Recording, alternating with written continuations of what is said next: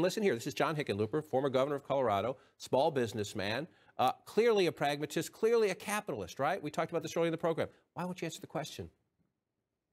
Would you call yourself a proud capitalist? Oh, I don't know. Again, the labels, I'm not sure any of them fit. I'll break it down even more. Do you consider yourself a capitalist? Well, again, the labels, I'm a small business person, so that part of the system that you would call capitalist, I get it. Do you consider yourself a capitalist, and does capitalism work? Well, I think I don't look at myself with a label.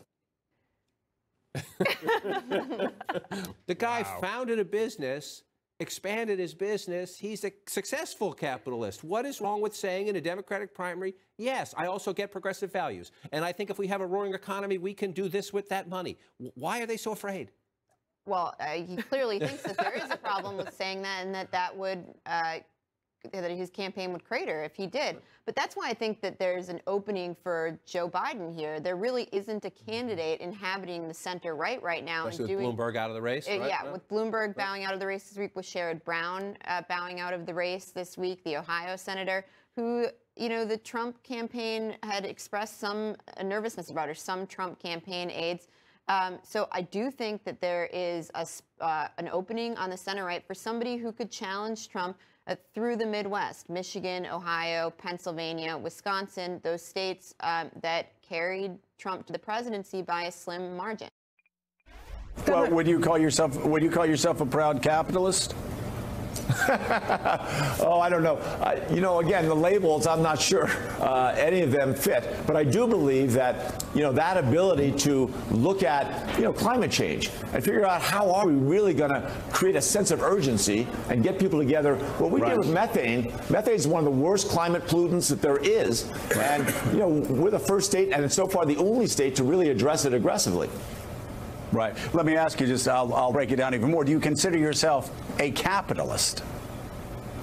Well, again, the labels, I'm a small business person, so that part of the system that you would call capitalist, I get it. I understand it. I worked very hard. When you open your own business, when we first signed the lease in lower downtown Denver to build our brew pub, it was $1 per square foot per year. I mean, that is, if you haven't ever signed one of those leases, that rent is almost free. And it reflects how bad and how abandoned that part of the community was.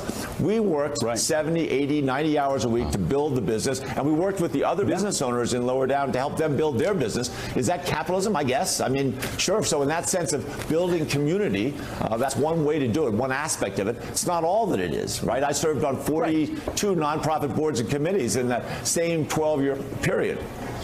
Right. Well, so do you consider yourself a capitalist, and does capitalism work? Well, I think I don't look at myself with a label. And I certainly think that small business is part of the solution.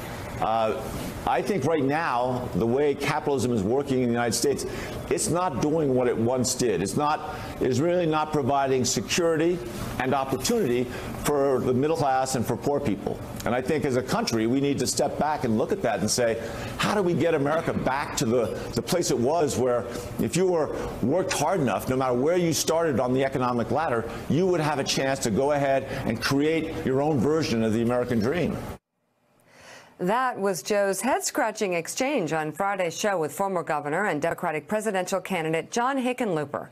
Joining us now, CNBC editor-at-large John Harwood and columnist for the New York Times, Bret Stephens, whose latest column for the New York Times is entitled Capitalism and the Democratic Party, in which he argues, quote, Democrats who can't embrace the C word, capitalism, are handing Trump a priceless political gift for 2020. And Joe, he was having a tough time with the question. It was actually an easy question, which is an easy question to answer, which is, yes, I believe in capitalism, but it needs to be reformed. TR had to reform it, FDR had to reform it, LBJ had to reform it. It needs to be reformed again to work for more Americans, but that wasn't the answer we got. Bret Stephens, you wrote a column about it. I take it that you also, like me, do not believe it should be a hard question to answer when Alan Greenspan himself said that income disparity was one of the greatest risks to American capitalism. Well, you put your finger on it just now. I mean, the history of free market economies is also the history of reform. It's the history of creating social safety nets. It's the history of working against inequities and inegalitarianism, which threatens the health of the system. And all of this should have been, you know, really easy for Governor Hickenlooper to answer. I mean, I'm not quite sure whether my objection at the end of the day is that he's committing kind of moral and ideological malpractice, or it was simple political malpractice. I mean, this is the guy who's in the Democratic race running as the moderate, and he can't even embrace that side of his identity. Yeah, John Harwood, it's interesting. I think I'm starting to see with the Democratic Party what I used to see with the Republican Party. I used to complain about the fact that the media would pick out the noisiest voices that didn't represent the mainstream of the Republican Party and then say, that's what Republicans are. I almost sense that's what we're now seeing with the Democratic Party. You're picking out some very loud, very assertive, and also very compelling voices, but saying, that's the mainstream of the Democratic Party, when the polls that you and I look at show that 55% of Democrats actually want a moderate to be their presidential nominee in 2020. There's no question about it. And Alexandria Ocasio-Cortez gets a ton more publicity than someone like Abigail Spanberger in Virginia, who beat an incumbent Republican. AOC beat an incumbent Democrat. Alyssa Slotkin in Michigan. These are people who have different profiles, different identities. But I think what you saw with Hickenlooper, and it was a fascinating exchange, is the disorientation of this Democratic field to traditional guideposts of political competitiveness. John Hickenlooper, 66 years old.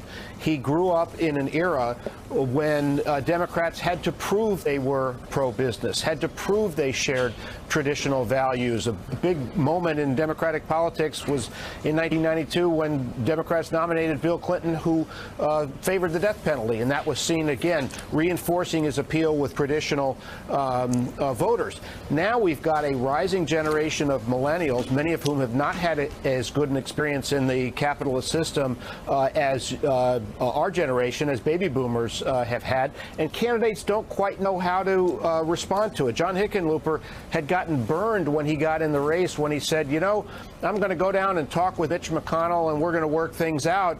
And people said, wake up. Have you not seen what happened during the Obama administration? And I think when he got your question on capitalism, he's like, whoa, I don't want to walk into that buzzsaw again.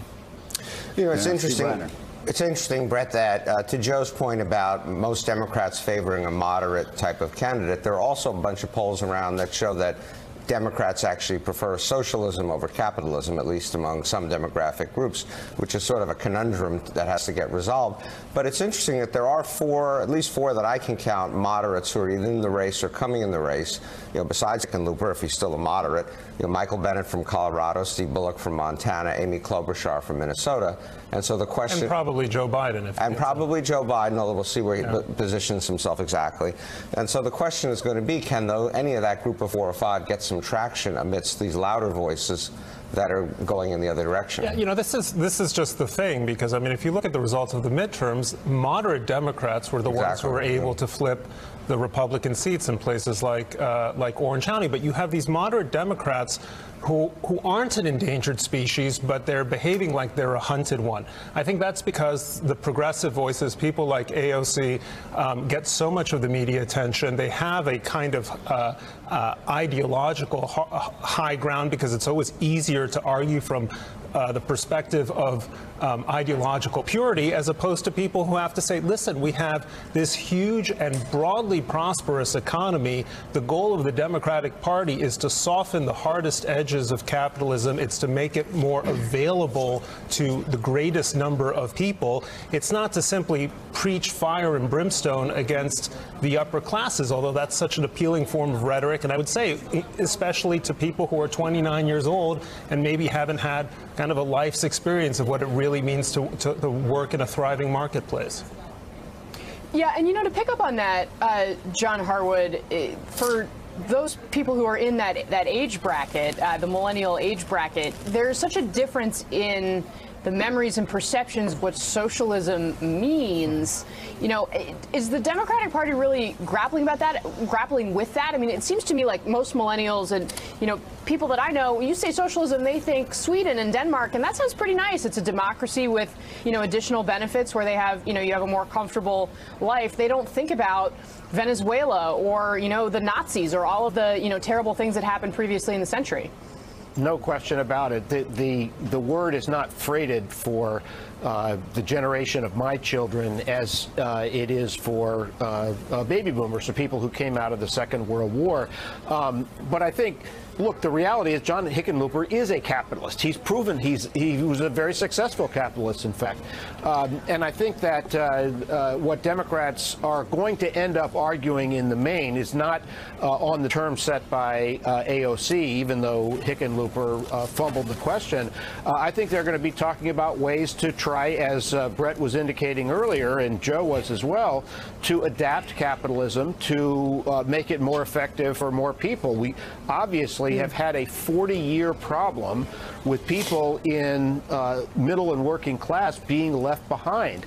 And if something isn't done to have more people participate in the sort of prosperity that America became accustomed to after the Second World War, the support for capitalism is going to weaken in a more fundamental way. All right, John Harwood and Bret Stephens, thank you both for coming on this morning. Great conversation. Still ahead, Democrats are ramping up their investigations into the president, and party leaders have made obtaining Trump's tax returns one of their top priorities. We'll talk to a member of the House Ways and Means Committee about that next on Morning Joe.